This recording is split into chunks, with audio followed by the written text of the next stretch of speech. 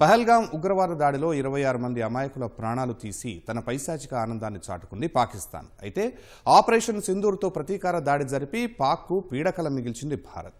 పాక్లోకి చొచ్చుకెళ్లి మరీ 100 మంది ఉగ్రవాదులను మట్టుబెట్టడం సహా ఆ దేశానికి చెందిన కీలకమైన సైనిక ఆయుధ స్థావరాలను దెబ్బతీసింది. మరి పహల్గాం ఉగ్రవాద దాడి తర్వాత ప్రతీకారానికి భారత్ ఎలా సిద్ధమైంది? ఎలాంటి వ్యూహాలతో పాక్ను చావు దెబ్బతీసింది? పాక్ డ్రోన్లు, క్షిపణులను ఎలా ధ్వంసం చేసింది? ఈ అంశాలకు సంబంధించి army air defence director general lieutenant general Sumer Ivan డికన్హాతో ముఖాముఖి.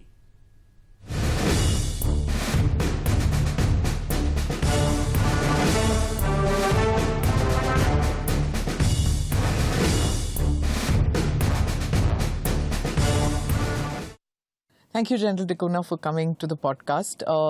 Couple of things that Ajit and I want to discuss with you. But first, of course, because everything is so topical these days, we'll begin with today's news. I think I'll let Ajit explain as to what happened here. And if you could tell me about this, about what our adversary targets and how we respond to it. Pakistan Army has no legitimate targets to strike inside India, nor does it have the courage or capability to stand up to Indian armed forces face to face.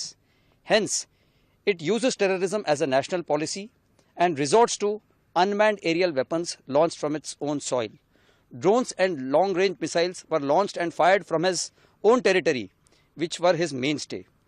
Indian military installations, civilian population centers, including innocent ladies and children, were also not spared and were considered as legitimate targets by the Pakistan military. He has even targeted religious places specifically, a case in point being the Golden Temple located in Amritsar, which is internationally renowned and a place of faith for everybody. It saw a surfeit of drone and missile attacks, which were thwarted bravely by our Army AD gunners. The Indian Armed Forces and Army Air Defence gunners will continue to defeat all his designs and thwart all aerial threats always. Sir, this was the GOC 15 Infantry Div in Amritsar, and we had interviewed him yesterday, and we were told that how the Army Air Defence thwarted all the missile attacks and drone attacks on the Golden Temple specifically, along with the other places that they had targeted. So this is a big feat, sir. Like you have been, like the Army Air Defence has been the main obstacle between Indian cities and important places, and the Army Air Defence has thwarted all the major attacks that took place on our cities. So, well, you know, it's very interesting that you bring this out as what has happened yesterday. But you know, fortunately, we visualized what he was capable of doing. And hence, realizing that he would target it because he had no legitimate targets across the border. Explain this to people who don't understand what legitimate targets are, because we saw the soundbite. India at this stage, the legitimate targets were the terror bases. Yeah. So what does legitimate target for Pakistan mean? So he had no legitimate targets. So in order for him to, he was more interested in creating confusion, chaos internally, and hence we visualized that he would target our civil population and our religious places of fame. And hence it is very nice, while only Karthik Shashadri has only covered one part of the story, it was very nice that the head Granthi of the Golden Temple allowed us to deploy our guns. And it is possibly for the first time in maybe many years where they switched off the Golden Temple lights for the first time, so that we could see the drone coming. I think that's what, you know, the Golden Temple hierarchy realized there was possibly a threat when it was explained to them. They allowed us to deploy guns to secure to protect a national monument of international fame, which is visited by so many hundreds and thousands of people every day. And hence these guns were deployed and the Golden Temple lights were switched off so that we could clearly visualize the drones as they were coming in. And that gave us a greater clarity in the sky, because as and when you saw the light, you knew what to engage. Our border towns, retired ex-servicemen from Punjab, Haryana, parts of Jammu, they were prepared to come out of retirement and they were saying, what can we do to help? I think that's huge. I mean, if you got the local population on your side, I mean, you know, wanting to fight side by side with you with whatever capability they had, and some of them were well retired. and we had 80 gunners coming in like this, that what can we do to help you? I think it only tells you that whether it's Punjab or it's Haryana or Jammu and Kashmir or any other parts of India, this actually rallied a lot of patriotism, especially among our ex-servicemen fraternity from the border states. Right. I think it speaks volumes about our national character. Also, the first aid, one, I need to know about the air defense mechanisms which were used in and around that area. One, that. And the second is our attack out there in just 23 minutes, how we managed to get our targets on the first day. Then when they responded, our air defense mechanisms, how we stopped both. So, it's like this, that the Nagorno-Karabakh Azerbaijan clash, Russian-Ukraine clash, and even to some extent the Israeli current conflict going on, taught us about the huge capability that drones have. And, we realized that Pakistan, by virtue of its back-end support from Turkey and maybe a northern adversary as well, had a plethora of drones. And we also knew that, in order to take on an effective air defense integrated system that we have, like the Army and the Air Force are integrated in this case, he would have to saturate us. So if you see his concept of employment, he would first send in low altitude, cheaper drones in large numbers to saturate your radars. And they would also force you to open up your radars. So I think it's very important that the Army looked at, not emitting, so that we didn't give out our positions. Because the moment you gave out your emitter position, his next line of drones would come to hit the radar. So what do you do then? You switch it on at the appropriate time. Okay. So you switch it on when you realize that the target is within your gun range. You switch on the radar intermittently, slew your guns and engage the target. But if you continuously emit, that's what the drone is wanting you to do. Saturate your screen and then bring in someone from the rear, an armed drone, and then hit your radar as a kamikaze drone. So I think that the training that we did, actually we anticipated this, and you won't believe that about maybe on the 26th, 27th and 28th, we did a simulation exercise at the behest of our army chief in the border areas, where we simulated drone attacks on the weapon system. The air defense is a defensive measure. The air defense is not an offensive. The air defense is something where you protect your own airspace. So by a trickle method, we gradually built up our air defense right along our western borders. I think so. That's how we actually, got the troops familiar with terrain, because we initially deployed not on a VAVP centric mission that we normally do. What does that mean? So what happens is that normally all air defense resources, because ours is a big border, we have about 3,500 border with Pakistan. So you can't have air defense right through. So you have vulnerable points, vulnerable areas which are pre-identified, which are allocated air defense resources. Like if you have an ammunition dump, or you have an airfield, or you have a logistic base, or you have even some population centers, or you have a temple like the Golden Temple. So you predetermine where you want to put these. Now some of these could be at the border, some of these could be 50 kilometers, some of them could be in the rear areas of the tactical battle area. So what we did initially is we pushed up as much guns as far forward as possible, because we realized that the efficacy of the guns is the most important against drones. Look, for Pakistan, it's a thin strip of land. So for them, the depth is not there all that much. We have a greater depth. But yet now you know that the drones also have a longer range. So for us, will we have to go as far back as Delhi now, Haryana, Delhi, because how far are we? So the drone range comes there also, right? So in case of a Sindoor plus situation, if it happens, will we have to have guns along nearby too? No, so it is like this, that the air defense role has been divided between the Army, Navy and Air Force, to look after India's airspace. And while the Air Force is the primary respondent, but each of us, so the Army looks after the airspace in the rear areas, in the TBA, tactical battle area. So we look after the entire TBA. The Air Force looks after rear air defense. So major refineries, major cities like Delhi, they would all come under the gambit of the Air Force air defense.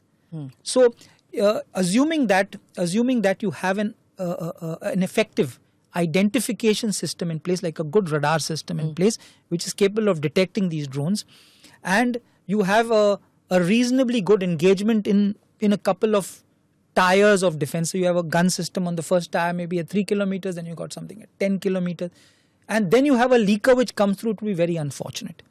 But assuming that you have multiple tires, it is not sequential, but the best weapon takes on the drone.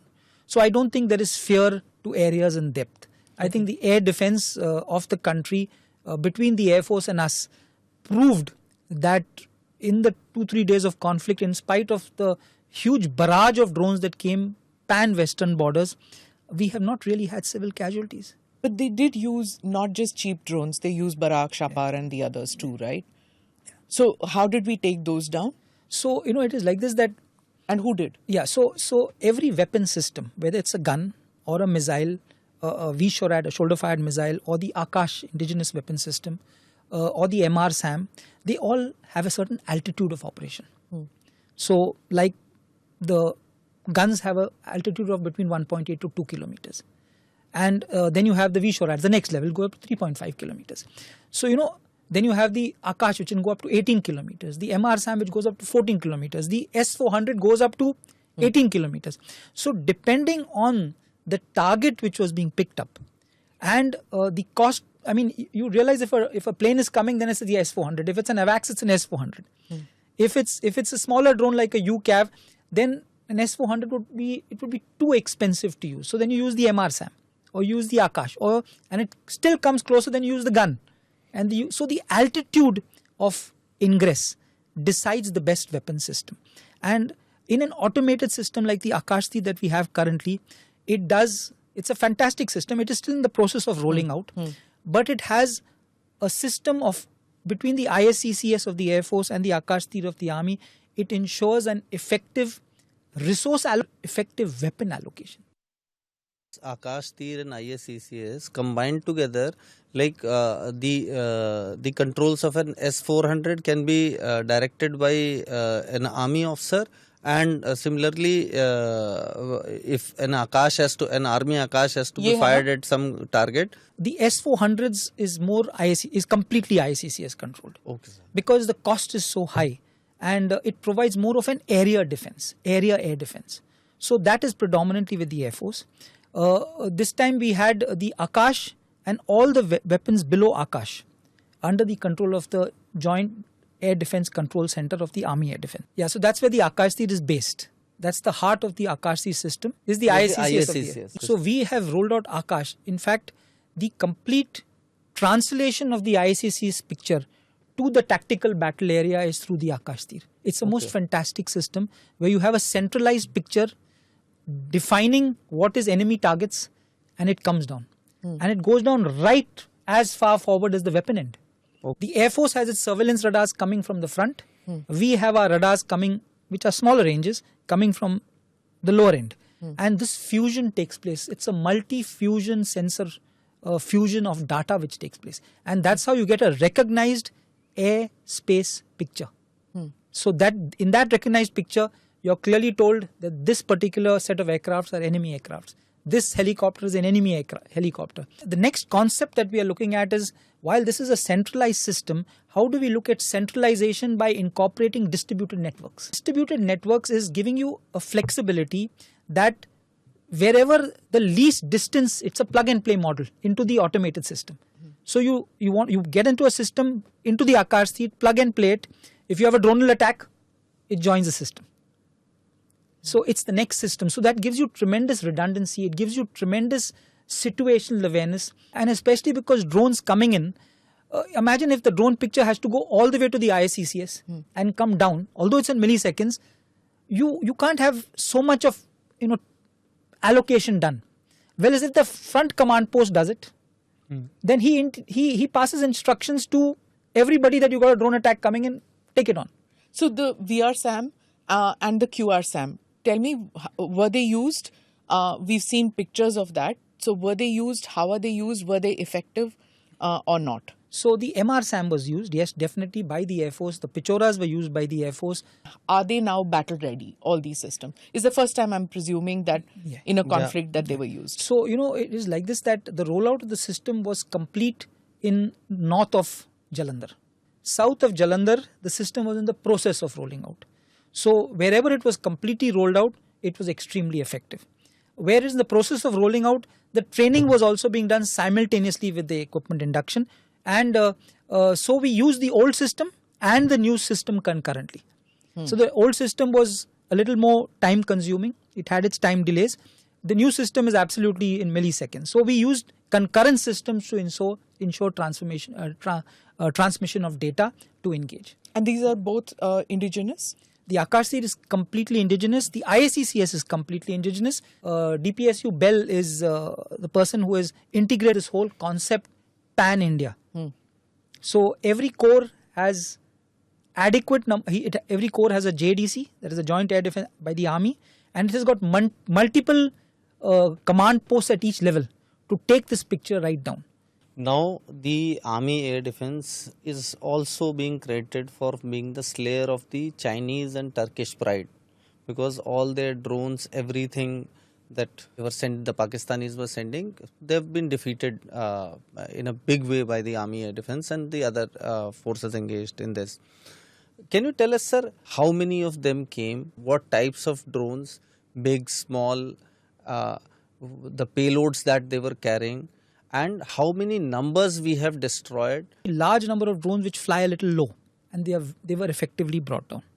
The moment the next layer comes up, it's taken a little higher. Wherever it came into the gun range, we tried to impact it. The jammers and the EW systems also tried to impact it by jamming and by cyber spoofing or a cyber takeover. There were attempts by us. We have the capability. And the narrative only is that the Chinese spoofed and they jammed. No, the international narrative. So we did it too. We also have a capability. We just don't boast about it. Yeah. So we also have a capability. We also jammed, and we also did laser. We have laser systems, 7 of them, which is again indigenously developed. The IDDS and IS, that is the drone detection and interception system. The laser was also effective, but the only thing with the laser, it takes one target at a time. So we used all these different systems to ensure. So when you talk, so the first layer I told you was these low level. Then these low level, which could be even Amazon for 40,000 rupees a drone or whatever. But they were hardened to some extent. You can't tell, sir, in the radar that is drone mein to koi payload nahi hai, kuch nahi hai. And that is what we are looking at in future also. That the radar is one method of picking up a target. If with the radar you have an electro-optical system that shows you a photograph of the target, you can actually see the target. Okay. So some of our air defense guns, the upgraded L-70 guns, have the EO system in place, electro-optical system. The Shilka weapon system upgraded, which did a lot of damage in this particular conflict, also has an EO system. So you have to have a number of sensors to ensure you detect the target. Then you have a passive RF detector, which just detects RF emissions. Then you have the acoustic system, acoustic sensor, and you also have the the EO system.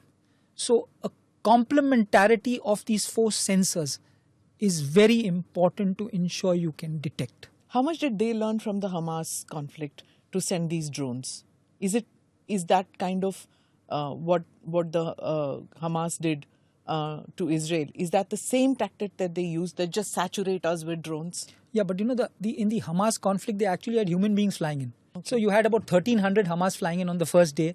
So yeah, that saturated and created. But subsequently, the Iron Dome is all the time it has to fight this it has to swarms that keep coming in. You have to have, so hence it is very important, as I told you, to have distributed networks to be able to take on the system, because otherwise every communication system has a certain amount of bandwidth. That means it can carry so much of data of targets. Now if it is made for say 500 targets and you have suddenly 1,200 targets, so you choke your systems. So I think this distributed network is a very important thing. When your adversary purchases an aircraft or a submarine or something, it's an international deal. It can't be done undercover. Everybody knows. But when it comes to drones, nobody knows ना कि कितना order किया है, क्या आ रहा है, इसमें क्या payload डाला है. So how does one deal with this kind of a situation? That's a brilliant question. The concept of air threat, the numbers, the quantity of aircraft as you brought out, we knew Pakistan had so many aircraft, China had so many aircrafts. You could fly an aircraft 4 times a day. Your pilot to cockpit to aircraft ratio was so much, so you could generate so many sorties per day. So it's on the basis of this that our ammunition calculation was done. That if you have so much of quantitative and qualitative threat, how much do you cater for? But as you brought out, there is no fixed number of drones. So we've got to go back to the drawing board to understand that, how much of logistic stamina that we require for such a new threat. This new threat has actually, you can't have expensive missiles. It doesn't work out that way. It's too expensive. So we've got to have systems in place which, like gun ammunition, which has a greater amount of sustainability over a period of time, because there is no quantity. As you said, you can have 5,000 drones, you can have 10,000, you can have 20,000. Now, that means you have to cater for ammunition. And I think we've got to get back to understand that how do we cater for this ammunition, because it's not quantifiable in numbers. And hence and not only that, first is the amount of ammunition, and secondly is the type of ammunition. Today, if you have you have a particular ammunition which is like a stone. So if you throw a stone at a drone, you might hit it, might not hit it. But if you throw a stone which actually fragments into small pellets or small stones, then you will get maybe 5-6 drones. So the L70 pre-fragmented fuse cartridge is the ammunition that we used in adequate measure here. And this is the future of how to take on threat of drones, is to use pre-fragmented ammunition, so that as it comes close to the target, you're dead sure that if it fragments and it throws out these little little splinters, you will hit a drone rather than just throw a stone directly. Sir, you have the Akash system, you have in the army, you have the Akash, you have the MR-SAM, you have the Iglas, you have the L-70s, you have the Zu-23s. So which one of them is the hero of this conflict, sir? It is undisputable that a gun system has been extremely effective, an air defense gun system. And I think that we in the army have to thank my predecessors and the army, that we, unlike other countries which started moving away from guns into the realm of missiles, the Indian army held on to its guns. And even our successor gun, which is to come up for trials in July, we realized over a period of time that the gun is an irreplaceable form of air defense. And I think whether it's the L70 or the Zu or the Shilka, or even a LMG or an MMG in ACAC role which the infantry has, is going to make a huge difference as far as drone destruction goes. So the gun is the undisputable, the air defense gun. So these guns must have destroyed at least around 60% of the drones that Pakistan sent, sir? Yeah, I would say that quantity would be a reasonable assumption, yes. And what would be the total number of drones, large size, small size, medium size, that they would have sent in these 4 days, sir? I would say anything between maybe 800 to 1,000 across the whole western border, yes. In 4 days? In 4 days, yeah, roughly. And majority of them got destroyed? Yeah, a large number. And one thing for sure is all the UCAV drones, which actually carried a payload, although their intent was to harm our civil population and they were directed towards population centers, we ensured that they did not cause any damage. And I think the proof of the pudding is actually in what we actually saw, that there were no civilian casualties. But this is something that we've got to be very, very careful of in the years ahead, because if this is form of conflict, then our civil population areas are as important, if not more, than anybody else at the border. The US has a very interesting system called the CURAM. It is counter to rockets, artillery and mortars. So they have a gun which fires at about 4,500 rounds per minute, and they are largely at population centers. So they are meant to protect population centers. The Iron Dome is another concept which you spoke of. Is again, since Israel of course is small, but the Iron Dome is also a form of a population center protection. So one thing I want to talk about is the narrative war also, because as we are putting out more images of the destruction that was caused by our forces in Pakistan, now people are getting to know that what Pakistan had done initially was propaganda, not backed with facts. One quote which I have, which you can expand on, which says that the 4-day conflict has many defense experts say that India has entered the elite club of nations with fully integrated automated air defense command and control capability. I think there's tremendous work in progress that is required. While we have been successful in taking on this current challenge, but we've got to be able to detect drones in far greater numbers. We've got to have a detection system in place. Shield, detect, take down. Yeah. After detection, you must be able to identify that it is an enemy drone, and then you must be able to proliferate this information to destroy it as much fast as possible.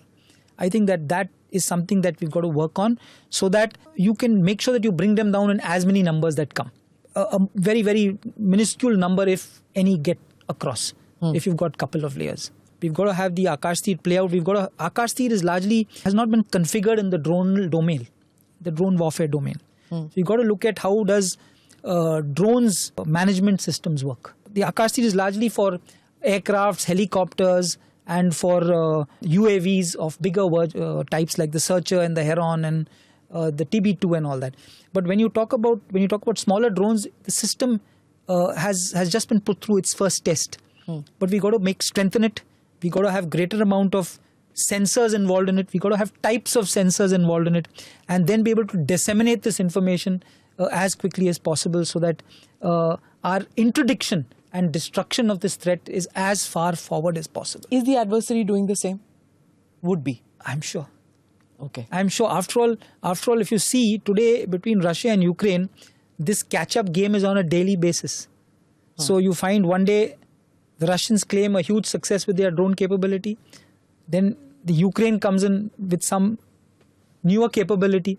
So you just see in the matter of the last 8 months how conflict has changed. Phenomenal evolution of drones has taken place. While this development takes place, how does the counter to this play out? It has to also move as quickly as possible. And I think that we've got to be a little flexible in procuring the counters, because otherwise you'll be a little behind of the curve. Rahul Gandhi, leader of the opposition in the Lok Sabha, tweeted, informing Pakistan at the start of our attack was a crime. EM, which is External Affairs Minister Jaishankar, he's publicly admitted, he said, that the government of India did it. Who authorized it? Now, he put this tweet out, which was a reaction to Mr. Jaishankar, the External Affairs Minister, in case for foreign audiences who At the start of the operation, we had sent a message to Pakistan saying we are striking at terrorist infrastructure. We are not striking at the military. So the military has an option of standing out and not interfering in this process. They chose not to take that good advice. Now, here what has happened is what the External Affairs Minister was saying at the start of the operation did not mean that before the operation. For any conflict to be successful, surprise is the greatest element. We got 100 terrorists, if not more, in their respective places where the camps were. I mean, that itself gives you an answer. If this was so clearly enunciated before that I'm coming and I'm going to target your terrorist camps, then they would have been empty. We got big names in the Pak terrorist hierarchy. Only tells you that the matter of surprise was at its highest. Let's come to the objectives. What was the mission? What were you told has to be done?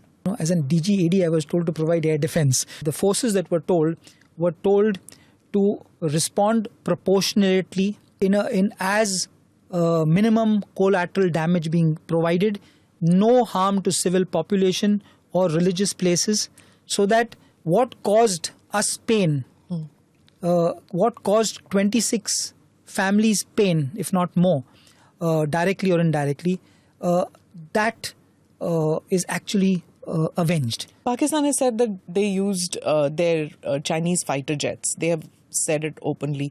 China is, of course, boasting about it.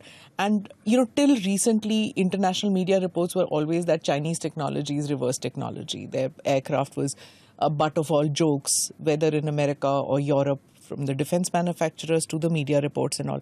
But now they have managed to come out in this smiling in the narrative, saying that our J-10s were fabulous. What do you have to say to that? If you see the Chengdu aerospace company stock value, the way it has gone down, I think that would give you an answer. Okay, and Dassault went up. Were we able to, as air defense, were we able to hit any of them, sir, the aircraft? It is like this, that I'm sure Pakistan as a nation is well aware of the capability our air defense has. It is well aware of the capability of our Indian Air Force. It is well aware of our capability of our EW systems. And hence, flying in depth was not going to give them any major benefit. In my perception, that they really didn't fly too much. The very fact that they were using civilian aircraft to fly international and national carriers only tells you that they were trying to ensure that, knowing our nation doesn't harm anybody from a civilian in any form, they knew we wouldn't try and shoot down their aircrafts, even if they were behind the Pakistan international carriers or the national carrier of Pakistan. In spite of conflict, the first thing that you do in conflict is to make sure that your airspace is closed for national and international flights. But they never let that happen. They let these flights fly. And I think that's a very major lesson that we've got to take away. That imagine what would have happened to their people. I think the restraint showed by the Indian armed forces and the Air Force, we had, if we wanted to be as aggressive as we could be, and we brought down a Pakistan international carrier, a national aircraft with civilians on board, I mean, that would have been criminal. So doesn't the world look into this matter? Which means that suppose a PIA flight is flying from Venice to Islamabad. I'm just randomly saying, why will they allow their citizens to sit in a PIA aircraft, knowing that Pakistan International Airlines can fly in a conflict zone? Doesn't that matter to the world? I think it tells you about a mindset. I think that's what we should look at. If your enemy is not behaving like a uniformed military army is supposed to behave, it's behaving more like a jihadi army, which is using a civilian front. Even the terrorist targets, if you see the target that we hit in Bawalpur or in Muridke, they had their terrorist training camp, and outside they had a mosque and a public health center. So now you're talking in terms of it's a military jihadi complex, and so your enemy is not just a military, is not just a uniform military, right? So do you get to understand that mindset where they can do that? It's irrationality, insensitivity. Insensitivity is another aspect, which is they are insensitive towards certain things. We have seen a lot of videos have come from Pakistan that where we can see them firing ballistic missiles from populated areas. Like I can never imagine that in India I'll be moving out in my car and seeing some army guys firing missiles from a truck. Is that also a new lesson from this war, that to avoid retaliation from Indian forces, they may even go to population areas, fire from there and then hide somewhere? Isn't it something like what happens in Israel-Hamas conflict, where they fire from, the Hamas terrorists fire from populated areas, then hide in the same houses, hospitals, and then act as if nothing has happened, and then when hit they claim, when civilians die they claim victimhood? Yeah. So it's something that we've grown up learning, that whenever you fire an effective weapon, you're liable to be detected, and hence after you shoot, you scoot, and you move into something called a hide, which is pre-planned and pre-designated. So our forces, whenever we fire, not to be getting, you'll immediately get a counter-attack in that particular with the weapon locating radar. So the first thing we do is, after we fire, we go to a hide, and a hide is nowhere near a population center.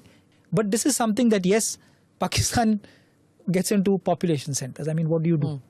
It's a concept that we are seeing now, and it's a concept that we are aware of, and we've got to think as how we're going to deal with this in future. So after we hit, Chaklala and things, there's now, in the Pakistani media, there's a lot of talk that there's a rethinking in the Pakistan Fauj that they may need to move out of Pindi because it's too close to the border.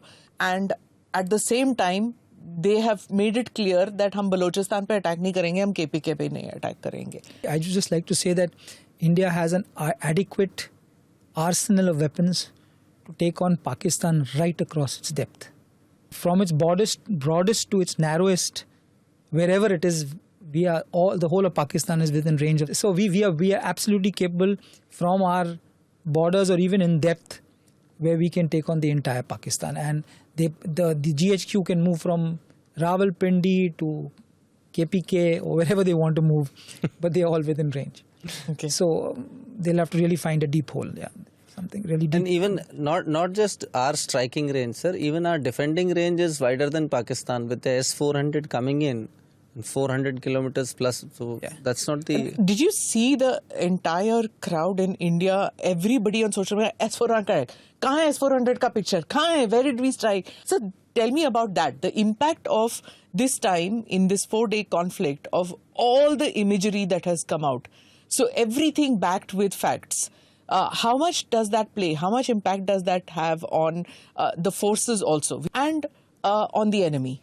Our job is to protect our sovereignty, our people, and if we've been able to ensure that no harm has come anywhere, I think it's tremendous satisfaction for the defense services of the country. I mean, all the forces together. That it's just unfortunately 5 soldiers who lost their lives, and it's very unfortunate that it happened in this whole conflict.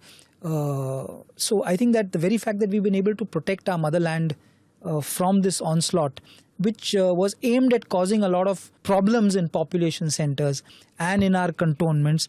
I mean, the very fact that we've given this reassurance to our people, not only to our civil population, but let me tell you that a lot of our own Jawans, officers' wives were staying in cantonments.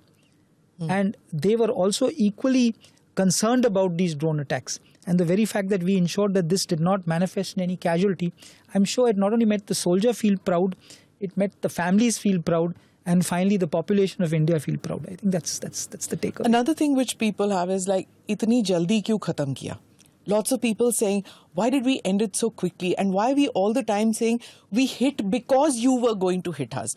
Why is this? Why does the Indian army always have this defensive posture that we are a defensive army?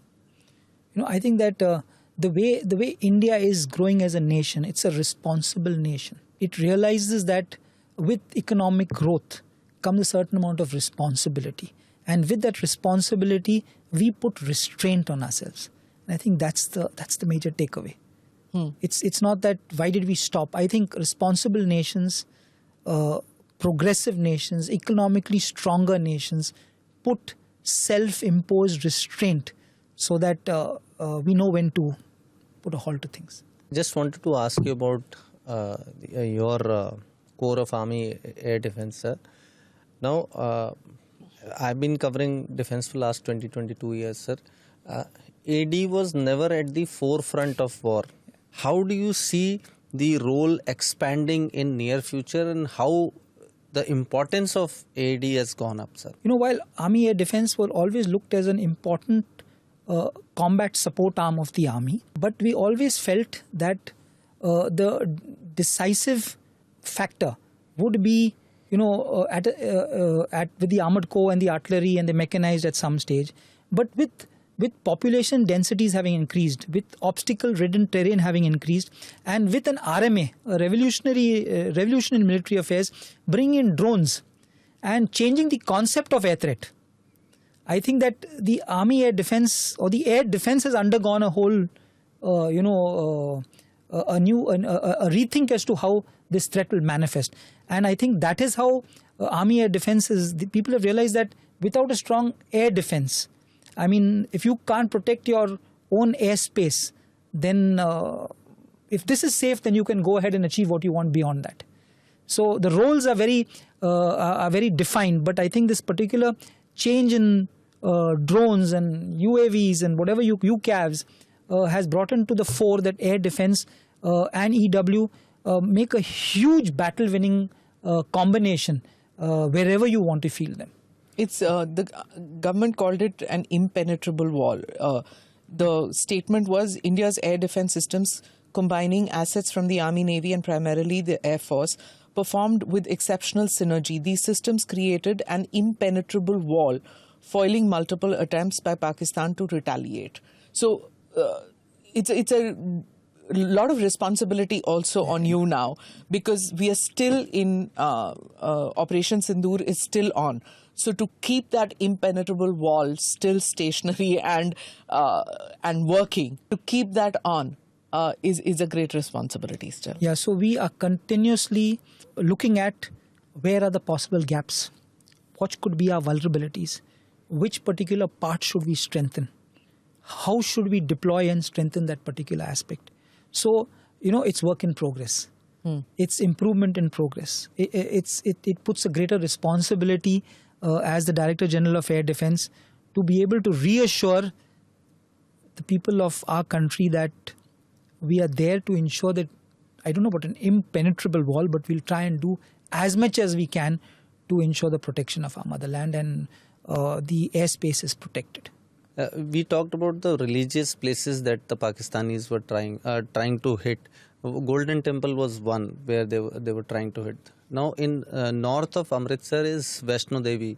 Now was there any attempt to hit there also, and was that well protected by AD, sir? And any other significant? I have not really heard, but wherever there was a possible religious sensitivity involved, we had deployed protection. So last question is that we've seen pictures of the Pakistan Army opening relationship negotiations with Bangladesh, prior to Operation Sindoor earlier. We've seen that happening. Do you see this bloodied army now using that sector, the airfields there? Are we going to be talking about building this impenetrable wall of air defense on that side too? Because Bangladesh could be used as a fertile ground to attack us from there. So I think that, we analyze our vulnerabilities at regular intervals. We look at how do we take on threats and how they're going to manifest. And we're definitely looking at how do we strengthen wherever our vulnerabilities lie. On that note, thank you so much and wishing you all the best for the future. Thank you so much, ma'am. It's been a pleasure meeting you for the first time, and of course speaking to Ajit and you. You actually captured the fervor of the Indian population and the people of India as you spoke to me. Thank you. Thank you, sir. Thank you, sir.